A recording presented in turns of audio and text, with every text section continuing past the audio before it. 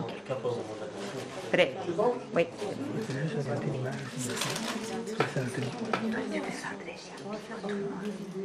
Sono tutti impegni, sono visti tutti quelli. Ti vedi bene. Bon, voilà. On peut commencer, monsieur le comte? Oui. Dites, alors voilà, donc je vous présente ici Luc Ciompi. Hier, il nous a présenté Soteria Berne, une communauté thérapeutique pour schizophrène aiguë. Est-ce qu'il y en a qui n'étaient pas là, pas présents? Ah oui, alors je vais vous le présenter rapidement. Donc, il est né en Florence, à Florence, en 1929. Excusez-moi. Voilà, mais il a passé toute son enfance et ses études en Suisse. Il est d'orientation psychoanalytique et systémique. Il a participé à de nombreuses recherches et aussi à la réhabilitation de malades mentaux, notamment schizophrènes, ainsi que sur les interactions entre sentiments et pensées. Il a été le directeur de la clinique socio-psychiatrique universitaire de Berne de 77 à 94 et il est fondateur du concept de la logique affective et de la communauté, donc Soteria Berne. Alors on lui compte plus de 250 publications scientifiques, y compris 15 livres et plus de 50 contributions dans des livres et différents prix et honneurs scientifiques. Alors il va peut-être reparler un peu de la communauté, peut-être Soteria Berne, hein, je pense que ce serait mieux. On va dire de façon assez brève, je vous pose 15 minutes, c'est possible? C'est trop. C'est trop, voilà. Et après on passera peut-être tout de suite à vos questions et au débat, je crois que ce sera plus intéressant. Oui, je répète, si vous voulez, est-ce qu'on m'entend? Très bien. Oui, je répète vraiment quelques phrases pour ces personnes qui n'y étaient pas hier, de quoi il s'agit. Donc, on a fondé en 1984 à Berne, Suisse, donc une région germanophone, où j'étais directeur de la clinique socio-psychiatrique universitaire à ce moment-là. On a fondé une communauté thérapeutique du nom Soteria, que j'ai repris d'une première expérience assez semblable d'un Américain qui s'appelle Loren Moshe en Californie.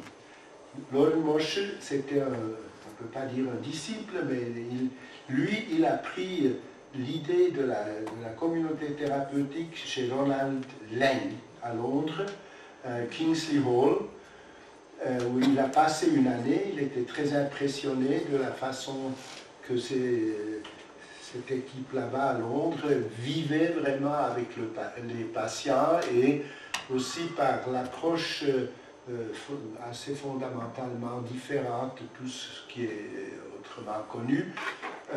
Lang était un phénoménologiste assez largement, existentialiste, phénoménologiste, antipsychiatre, rebelle contre à peu près tout.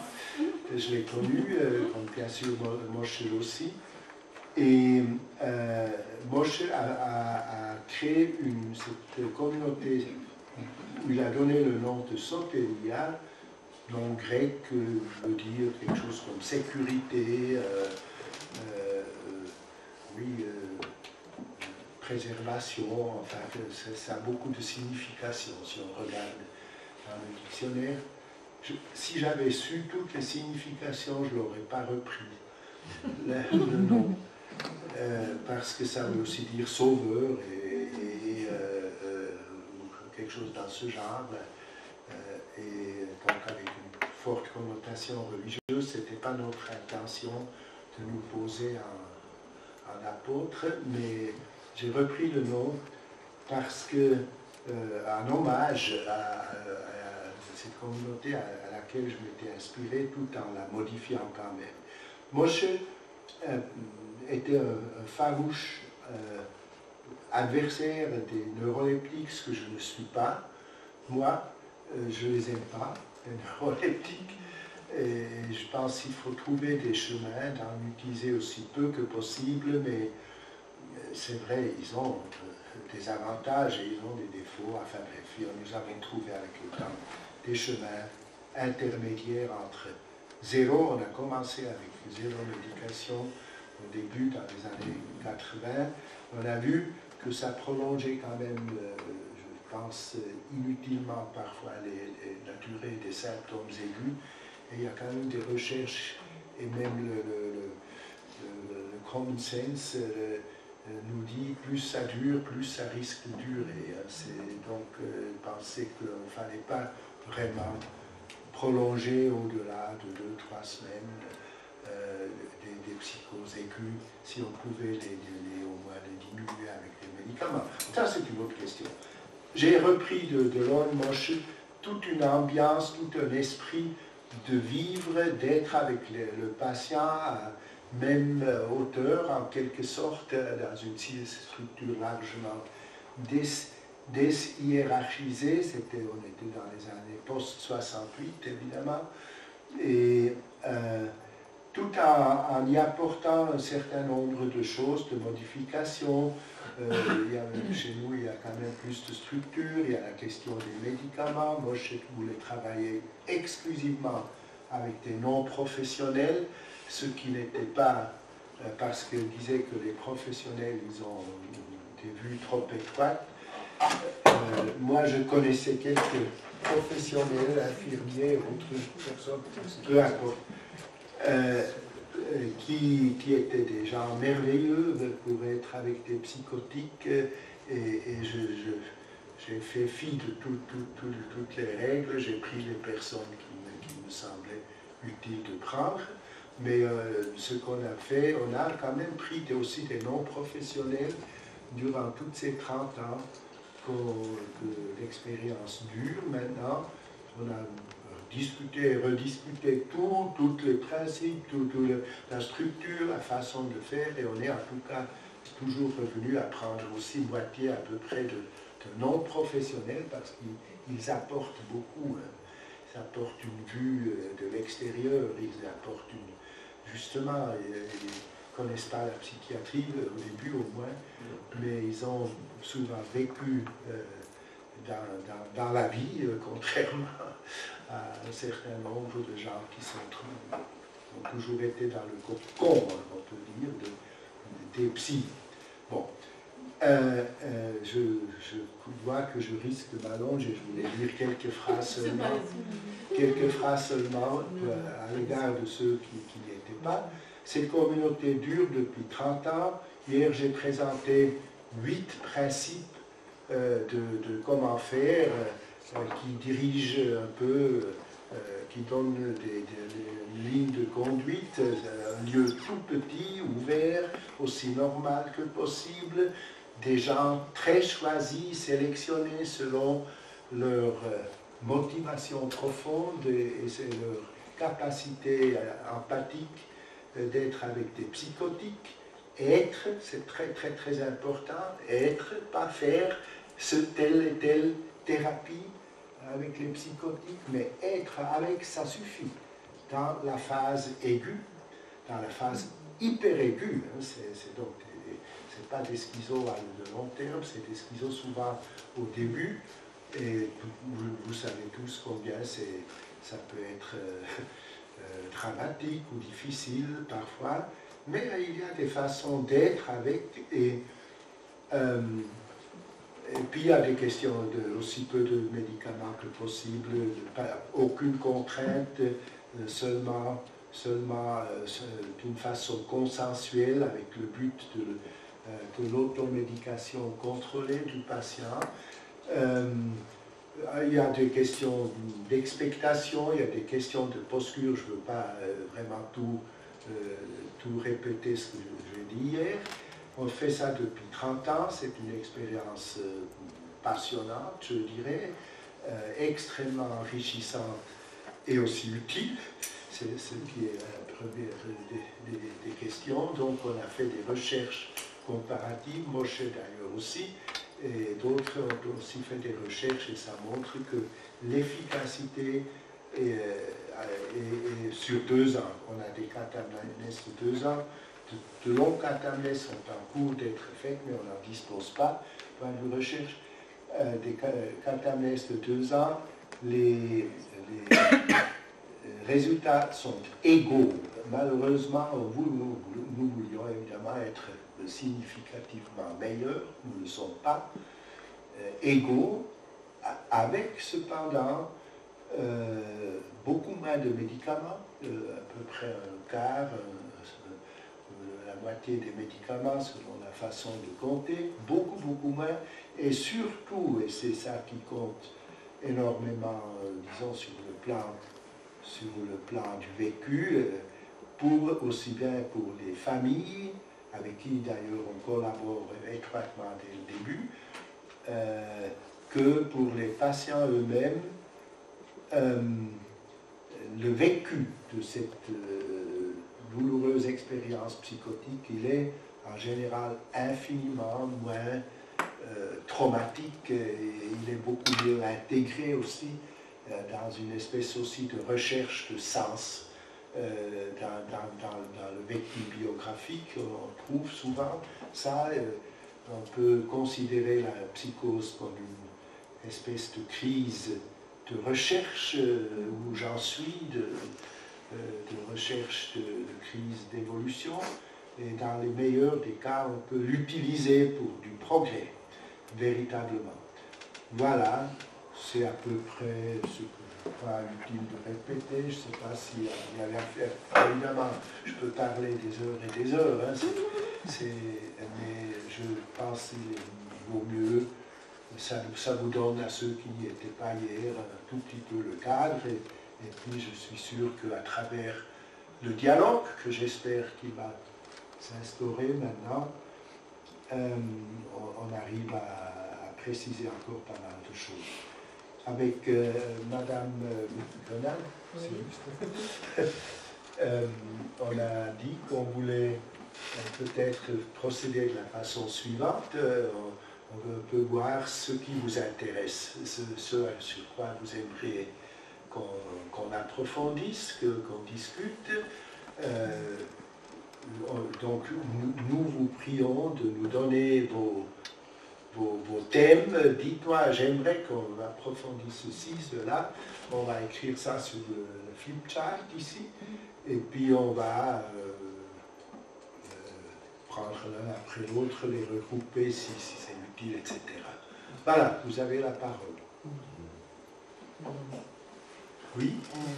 Pour les indications de l'envoi, vous avez des exclusions ou inclusions de patients. Tous. Oui. Est-ce que je peux vous prier de juste noter de sorte que ce soit visible à distance? Indication.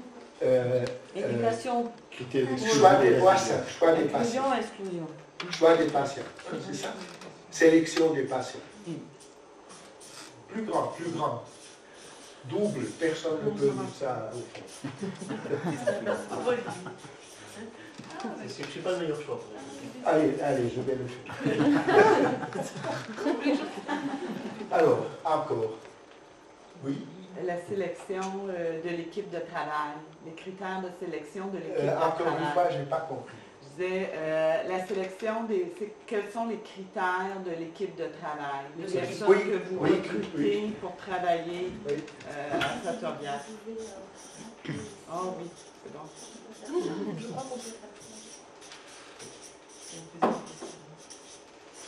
Sélection du personnel. Je ne sais pas si c'est mieux ce que je fais moi. Oui, c'est bien. Mais peut-être qu'on arrive un tout petit peu mieux à lire. S'il vous plaît. Oui, est-ce que le modèle de soins de Soteria a été tenté avec d'autres diagnostics que la schizophrénie, d'une part? Oui. Et par ailleurs, ma deuxième question, c'était est-ce que ça a été tenté dans le milieu naturel des personnes qui sont en crise? Il faut parler plus fort, je vous comprends pas. Ah oui, le micro. La première question, c'est est-ce que le modèle de soins de Soteria a été tenté avec d'autres types de diagnostics, oui, d'une part, et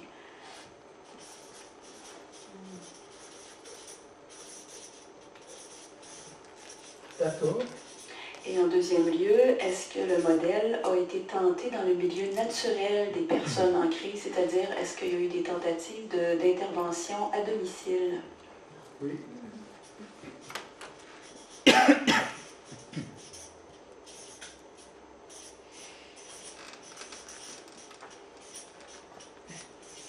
question. Oui. Autre question? Oui. Moi, j'aurais deux questions à vous adresser, Dr Ciampi. C'est d'une part, vous avez très bien, enfin peut-être que ceux qui n'étaient pas là hier ne se sont pas rendus compte, mais je vais caricaturer, mais c'est un travail où vous êtes essentiellement dans la présence. Vous êtes dans une présence extraordinaire hein, aux personnes que vous recevez, que vous accueillez, que vous accompagnez.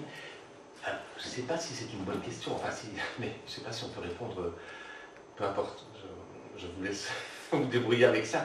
Comment est-ce que vous introduisez, parce que je suis sûr évidemment que vous introduisez de l'absence là-dedans, comment est-ce que vous introduisez de l'absence dans cette présence continue, dans cette présence...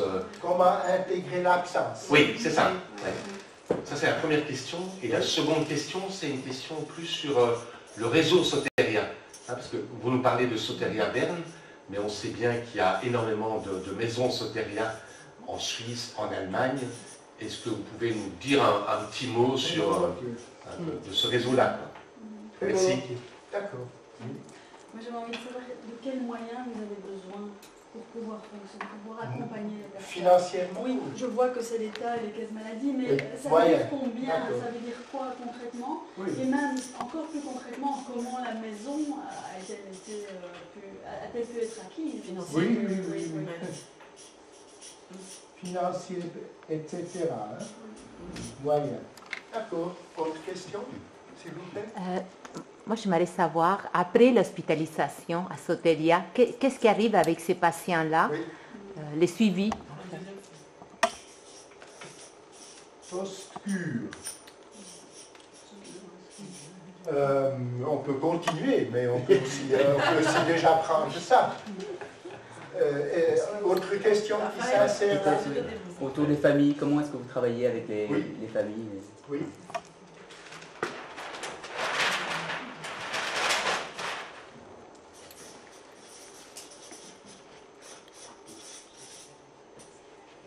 Encore? Oui. Moi, vous avez parlé tantôt d'intégrer cette expérience-là à leur vie, hein, que finalement cette expérience-là de la psychose prenait un sens, était facilement intégrée par la personne. Alors j'aimerais savoir qu'est-ce qui oriente cette intégration-là douce de la psychose au sein de leur vie. Pouvez-vous, excusez-moi, pouvez-vous mettre ça en trois mots pour que je puisse... la question, juste un mot-clé. Dans le fond, la recherche du sens de la psychose.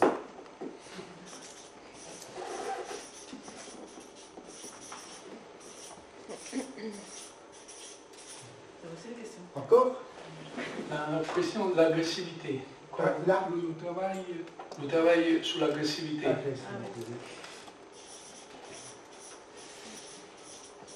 Moi, il me semble que nous avons du pain sur la planche.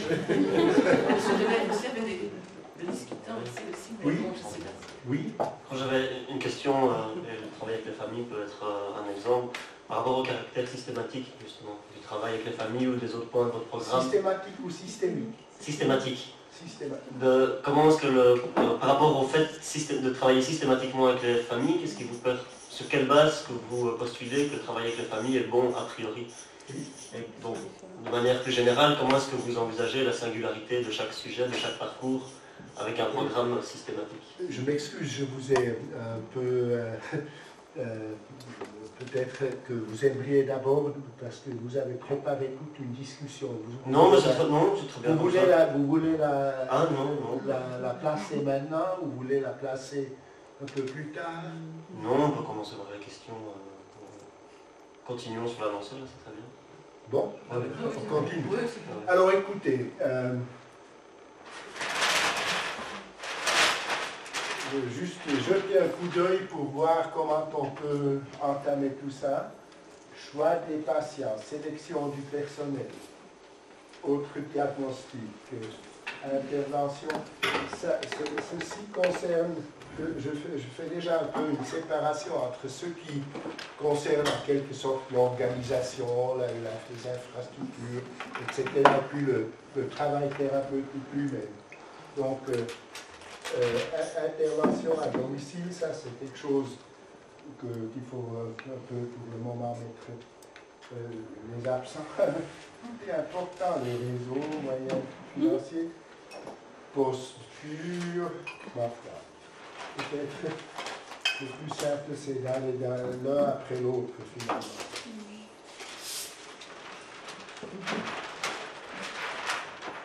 Famille, recherche, sens, ouais. Ce que je trouve très bien pour moi, toutes les questions sont vraiment importantes en quelque sorte, c'est vrai, elles se posent exactement comme vous les avez formulées. J'ai de la peine maintenant à les regrouper selon des thématiques claires, alors j'y vais un tout petit peu les uns après les autres, on verra.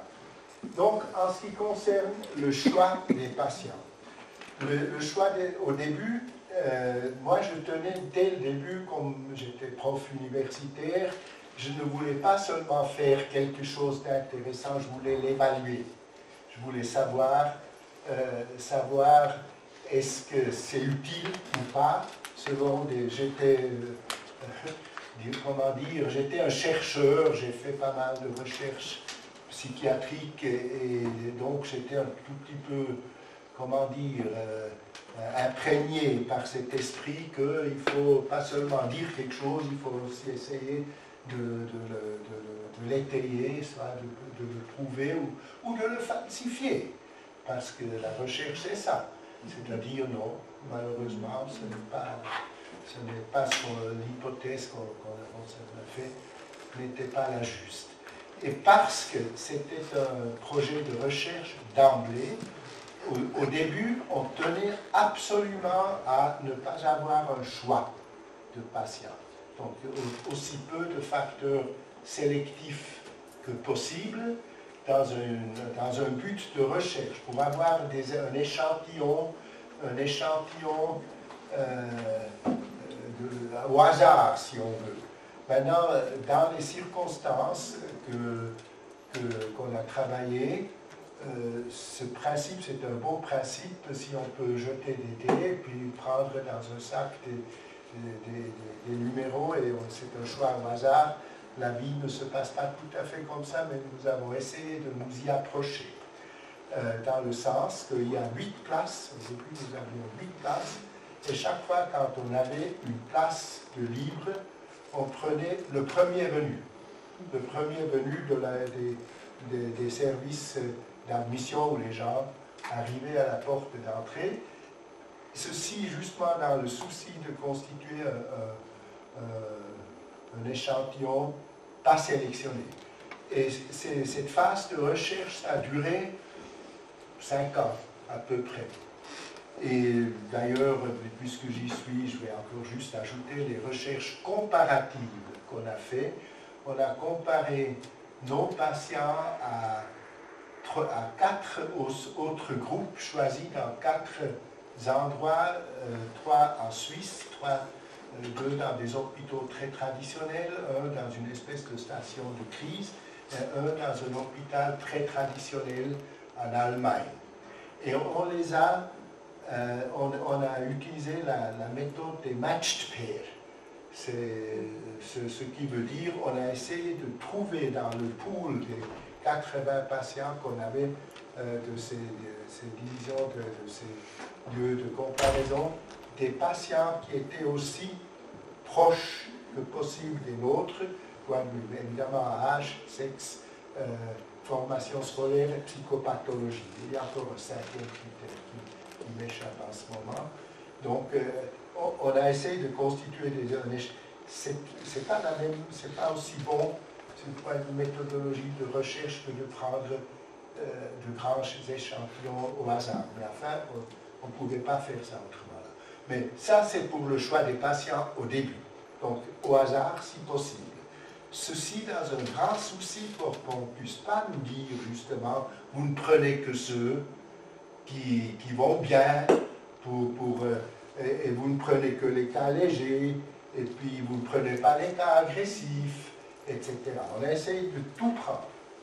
Mais on a quand même vu que pendant ces premières années, il y avait un certain nombre de cas qu'on ne pouvait pas garder. Soit qu'ils s'en allaient, puisque c'est ouvert, mais ce n'est pas tellement ça le problème. Mais le problème, c'est que nous sommes fixés 2 barres de limites à ne pas franchir, c'est-à-dire une auto-agressivité vraiment dangereuse, suicidalité, vous ne voulez pas, pour des critères de recherche, laisser un type se suicider sans cette surveillance plus étroite qui est possible dans une clinique fermée. C'est quand même clair. Bien qu'on se suicide aussi en clinique fermée. Mais enfin, on était aussi exposés, c'est clair, hein, on ne pouvait pas se permettre de faire n'importe quoi, sinon notre expérience était finie. Ça, et l'autre, c'était l'hétéro-agressivité excessive, dangereuse pour autrui d'une façon sérieuse. Des petits dangers, une suicidalité, d'ailleurs il y a eu, au courant des maintenant 30 ans, il y a eu, je crois, 4 ou 5 suicides, dont un dans la maison même, quand même, mais enfin, ça c'est une chose à part. Mais l'agressivité, c'est aussi une question qui a été posée. Donc, 10 à 15% des patients qu'on pris au hasard dans les premières années ne pouvaient pas être gardés. En général, pour ces critères que j'ai dit, trop agressifs ou trop auto-agressifs, on les a transférés, on a toujours collaboré avec les services locaux, on a transférés à la clinique traditionnelle, locale, universitaire, et on les a repris quand la situation le permettait. Ce qui veut dire, ce qui est évidemment une certaine entrave au choix au hasard, mais ça veut aussi dire que 85 à 90% des patients peuvent être traités comme ça, ce qui est aussi fort intéressant, on ne le croirait pas à première vue. Voilà, c'est le choix des patients au début. Avec les années, et quand les critères dans la recherche étaient terminés, la chose, on a laissé filer, en quelque sorte. Évidemment, il y a des liens qui se sont créés. Ça a été commencé à être connu. Il y a certains médecins, psychiatres ou autres qui connaissaient l'institution, qui nous envoyaient leurs patients de préférence, d'autres qui trouvaient ou non. Donc, on a laissé aller, on a tissu, on est inséré dans tout un système de soins local et on prend les gens quand on peut. Voilà. Mais ce n'est plus une sélection au hasard. Maintenant, la question elle est vraiment importante pour pouvoir juger de ce qui est possible dans une telle possibilité pour des questions de recherche, etc. Un reproche qu'on entend parfois, vous prenez que les cas qui vont guérir de toute façon, facile. Je pense que ce reproche peut facilement être démenti dans le sens que on sait bien que les patients particulièrement agités, agressifs, aussi suicidaires, ils ont un meilleur pronostic à long terme. C'est un des facteurs statistiques. Ceux qui ont un mauvais pronostic, plutôt, sont les patients calmes, trop calmes, surtout à symptomatologie négative. Donc, avec cet argument, on peut dire, écoutez, on n'a certainement pas eu une sélection particulièrement propice à la guérison. Voilà ce que j'ai à dire sur la sélection des patients. Est-ce qu'il y a quelque chose, une question qui reste ouverte? Sinon, je vais à l'autre question de la sélection du personnel, qui est, oui? C'était que les patients schizophrènes ou il y avait d'autres? Oui, non, vous avez parfaitement raison. Donc, on a essayé de créer un milieu, une approche, une ambiance pour des psychotiques. Et pour des psychotiques de type schizophrène aigu. Ça, c'était le but. Je n'ai pas dit à l'égard de ceux qui n'étaient pas hier. Tout cela repose quand même de façon assez largement sur des concepts théoriques qui sont maintenant je devrais développer toutes ces théories, ce qui n'est pas possible ici, mais on a notre hypothèse de travail que je pourrais étayer par beaucoup de choses, c'est que des états de tension émotionnelle excessive projettent des patients vulnérables dans la psychose.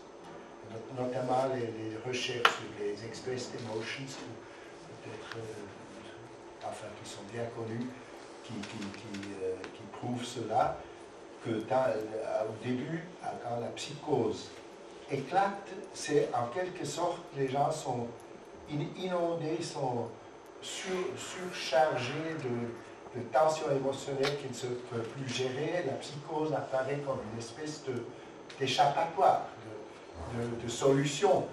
Tiens, c'est le KGB qui est là derrière, on me le prouve, et puis tout à coup tout prend forme et devient l'angoisse flottante, la tension flottante,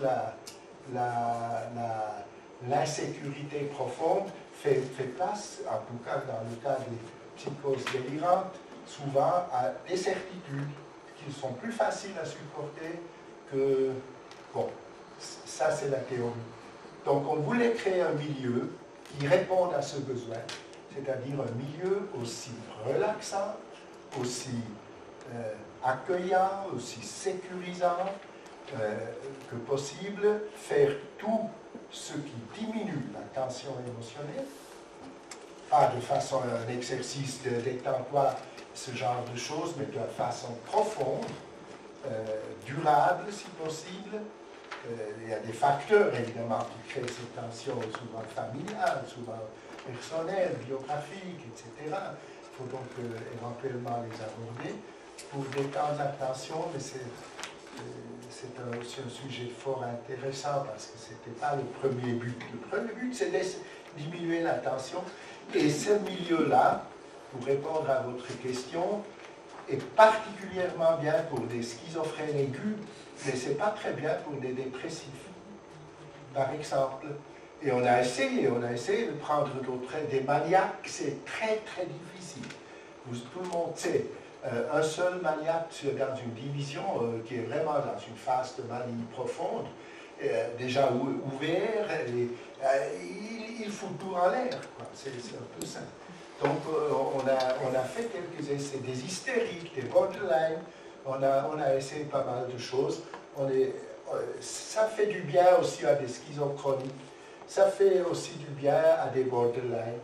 Mais comme les places sont restreintes, on a toujours de nouveau dit, bon, c'est ça notre tâche première, nous faisons. Voilà la question de la sélection diagnostique. Oui? Est-ce que c'est uniquement les premières psychoses? Ou pardon? Est-ce que c'est uniquement la première psychose? Non, oui, c'est aussi une question intéressante. Notre idée, aussi celle de Moshe, c'était de prendre les patients, de les cueillir, si vous voulez, au début, pour ne pas faire s'enclencher toute cette espèce de stéréotypes qui vont souvent avec des gens qui vont plusieurs fois, qui ont plusieurs phases, ça recommence, et voilà, il y a déjà l'ambulance qui vient, les choses sont tout à fait, ça prend l'espèce de stéréotypie, on voulait pas ça. Donc, on voulait prendre les gens à la première phase, si possible. Aussi dans l'idée de mettre les comment dit-on, pas les bifurcations, les rails du train, les aiguillages. Les aiguillages dans une autre direction que ce qui était. En pratique, il s'est avéré avec le temps, surtout quand une fois le temps de recherche était terminé. Pour la recherche, on a pris première et deuxième phase, si je me rappelle bien, mais pas des phases répétées. Mais avec le temps, on prend selon le besoin. Et il y a quelqu'un qui a été 3 fois en clinique pour des phases plus ou moins aiguës, et qui entend pour la première fois parler de Sotelia, qui fait une demande, est-ce que vous ne pourriez pas le prendre? On le prend. Donc, avec le temps, tous ces critères relativement rigides et aussi utiles pour la recherche se sont assouplis. J'avais justement une question par rapport à l'alliance entre un dispositif de soins et un dispositif de recherche. Est-ce que, c'était plus sur le début, est-ce que vous aviez réfléchi, théorisé le fait de justement d'avoir à la fois un dispositif de soins et un dispositif de recherche? Vous disiez, on espérait pouvoir prouver qu'on serait moins cher que le truc. Est-ce qu'au niveau justement dans l'intention, par rapport à un phénomène comme la psychose ou la paranoïa, etc., comment est-ce que vous gériez ça, d'avoir votre intention de recherche? Il faut savoir ce que c'était nos recherches. On voulait simplement, au fond, examiner pas tout en profondeur, de sorte qu'il fallait faire des tests sans arrêt, par exemple, qui n'auraient pas été possibles facilement. C'est vrai, il faut d'abord motiver une équipe pour collaborer à une recherche. Hein. Ça ne va pas de soi, au contraire. Hein, une équipe, ça je trouve... C'est par rapport aux résidents, surtout, c'était ma question. C'était ma question, c'est surtout par rapport aux résidents, par rapport aux patients. Oui. Alors, pour les patients, il faut savoir ce qu'on voulait voir. On voulait savoir dans quel état ils quittent Sotelia et dans quel état psychopathologique, c'est-à-dire là, on utilisait le PANS, si vous voyez ce que c'est Positive and Negative Symptom Scale. C'est un instrument qui est utilisé dans le monde entier. C'est une espèce d'interview qui peut durer une demi-heure, 3 quarts d'heure peut-être, où on fait un checklist de la symptomatologie. Ça, de toute façon, on le faisait à l'entrée et un examen d'entrée, évidemment, c'est une structure déclarée médicale et pas non médicale, donc on fait des examens. Par exemple, on regarde de près quelle est la psychopathologie, on l'a fait à la sortie et on a demandé aux patients de collaborer sur 2 ans, c'est-à-dire de nous permettre, après 2 ans, de les recontacter s'ils ne sont plus chez nous et de leur demander comment ils vont. Et on refait un PANS et on leur demande quelle est la situation de travail. Est-ce qu'ils sont de nouveau dans leur place de travail? Est-ce qu'ils sont à l'école? Est-ce qu'ils sont sans travail? Etc. Et ça, on a fait préparer une échelle c'est facile ça, pour savoir, c'est des critères durs et faciles à savoir, relativement faciles à savoir. Lieu d'habitation, ça peut aller de hospitalisation à milieu stationnaire jusqu'à habitation normale, c'est-à-dire normale libre, dans un appartement seul ou en famille. Enfin, tout ça, c'est aussi sur une échelle de 5 points. Donc, situation sociale, situation de travail, psychopathologie, et puis une évaluation globale. C'est tout. Donc ce n'est pas quelque chose de très très lourd du point de vue recherche. Et les gens on a pratiquement toujours eu le consentement des patients parce que sur une base de relation de confiance, on nous faisait confiance, on avait dans la très très grande majorité des cas une excellente relation avec, c'est d'ailleurs le but, le premier but, d'avoir une relation de confiance avec ces gens. Cela encore pour dire, il n'y a pas de blues, il n'y a pas une hiérarchie, je ne sais pas, du type clinique avec visite du médecin-chef et tout cela, rien. tout ça. On vit ensemble, quoi, c'est tout. On se tutoie. Donc, tout en disant, et là, je le dis hier, en tenant beaucoup à ce que la situation soit quand même claire. On n'est pas là par amitié ou parce qu'on s'aime tellement, et on n'est pas là pour toujours dans une situation d'amitié ou de personnel. Les soignants sont là pour soigner, sont payés pour ça. C'est leur boulot, c'est leur responsabilité, et les patients sont là pour être soignés. C'est-à-dire ils demandent de l'aide, ce qui distribue aussi les responsabilités. Ça, on voulait que ce soit clair, tout ça.